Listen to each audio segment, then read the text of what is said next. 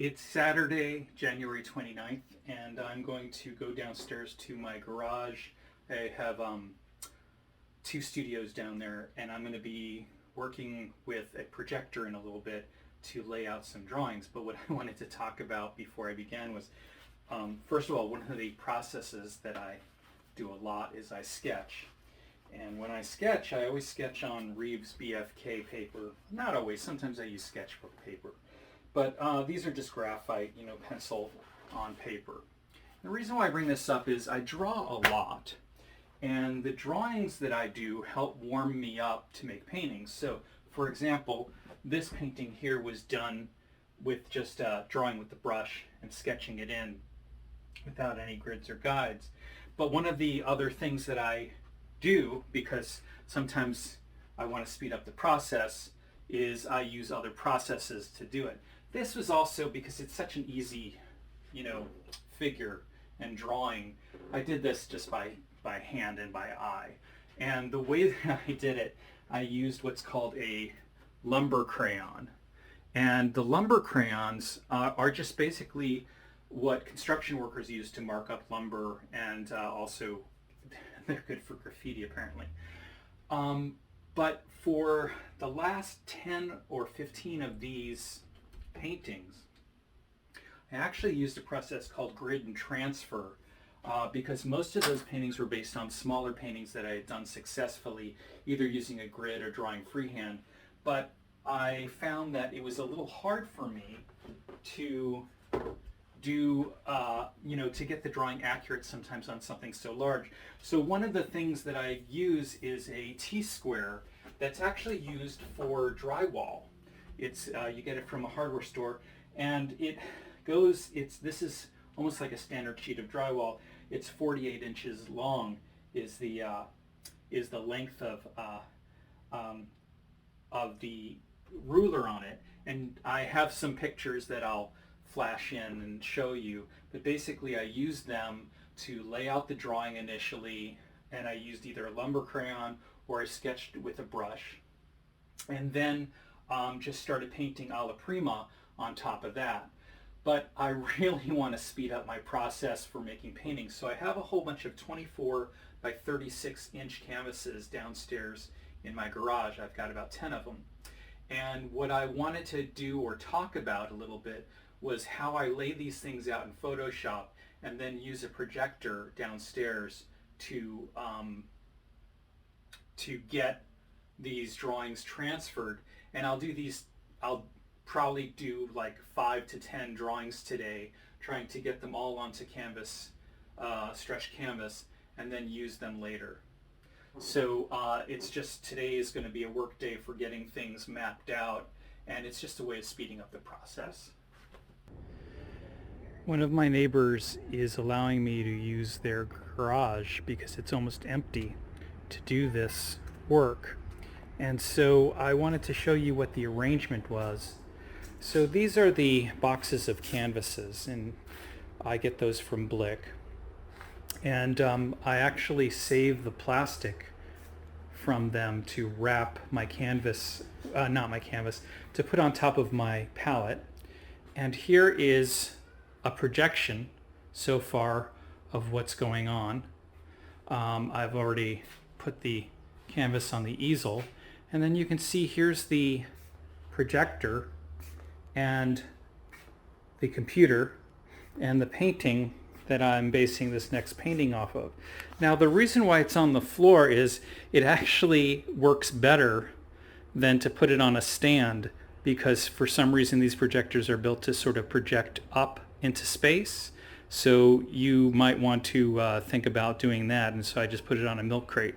Now, what you'll also see over here is a painting that I've already worked on, and it's by a photographer, or based off of a photographer's reference named Lee Fairclough, who's a friend of mine who I got in touch with.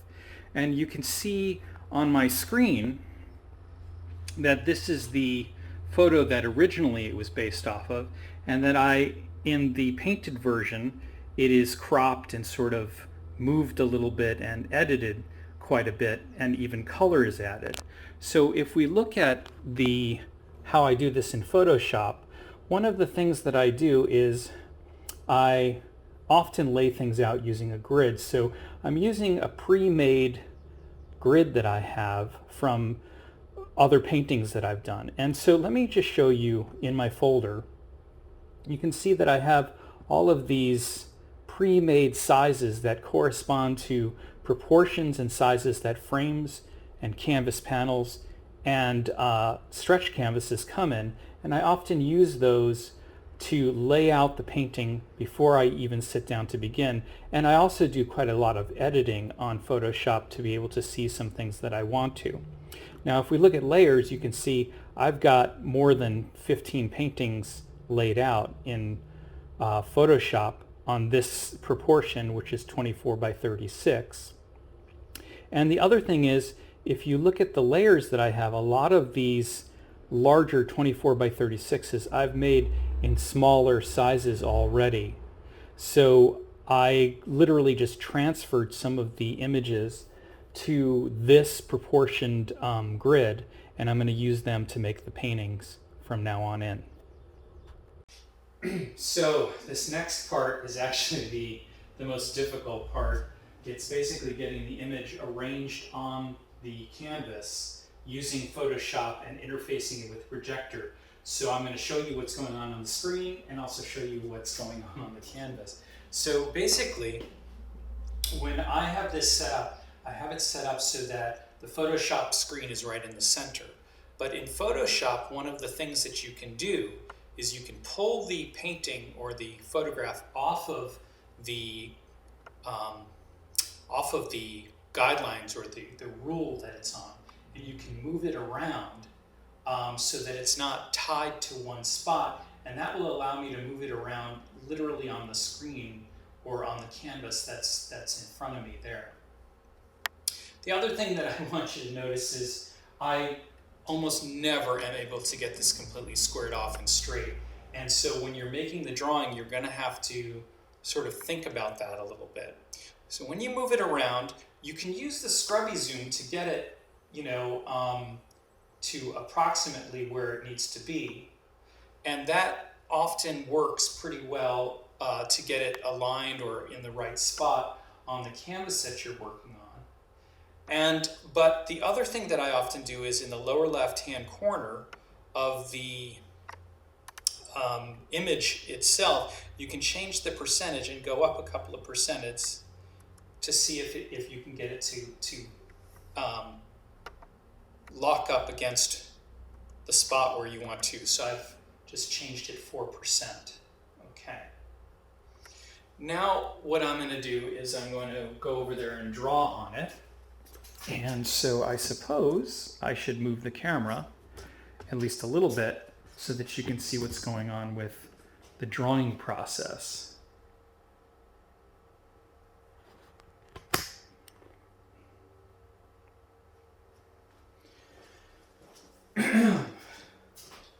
I've got those trusty lumber crayons in my pocket that I'm going to use. I'm also going to go into Photoshop for a second, and I'm going to get rid of the grids that I've created, so you just click off on extras. And because I find those a little bit confusing or they alter what I'm trying to see. I'm also seeing that I want this more against the edge of the canvas, so I'm just going to move the easel slightly.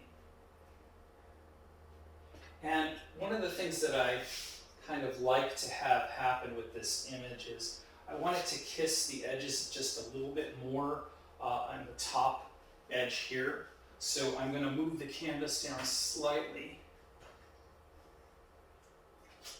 I like it when things touch the edges. There we go.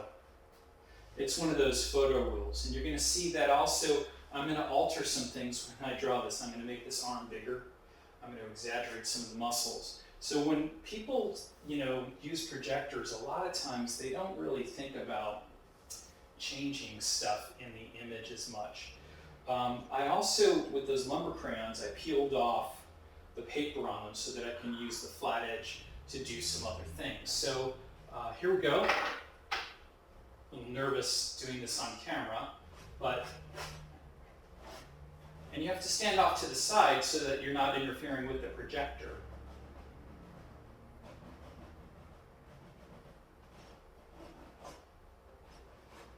One of the other things, and I know this sounds strange to say this, but I also alter the image slightly. I square off some things. I try to change some things so that they look a little bit more how I like to see them drawn, as if I was doing this freehand rather than using the projector. Like even lowering the hairline slightly so that the hairline is further down on the face. And then when I start painting on it, I'll do the same thing again.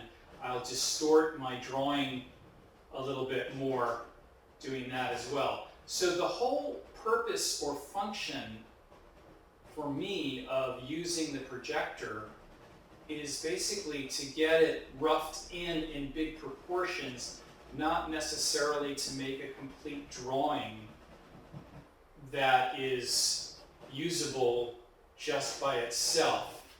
I want to add more gesture and some things to it.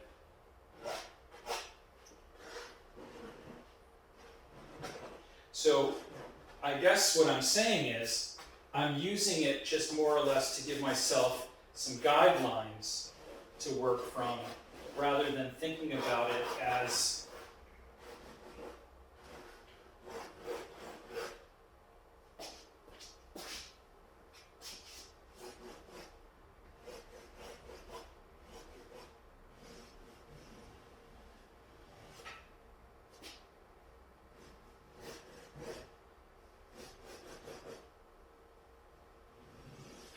I just don't think that it's necessary to make the photo exactly the guide. And one of the things that I like to do is exaggerate or caricature some of the features.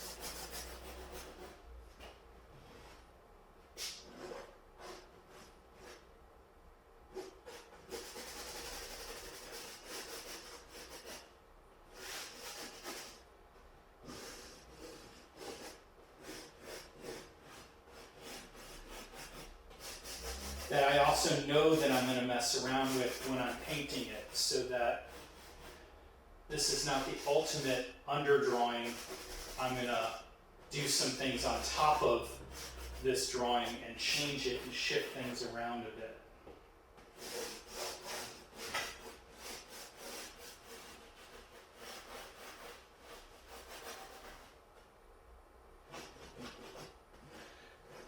So I suppose at this point I should mention that if you're an artist who thinks that you can just use the projector to replace the ability to draw, you can't.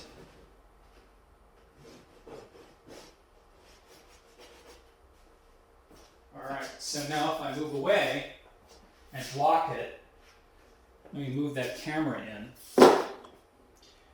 and open the garage door so that you can see it a little bit more.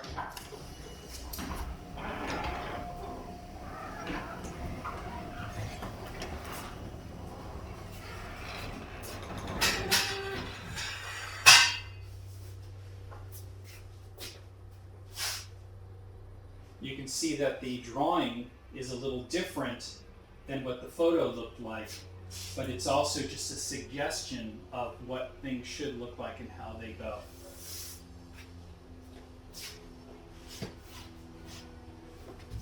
At this point, I also want to talk about an artist by the name of Hung Lu, who passed away, I think, in the last year from cancer.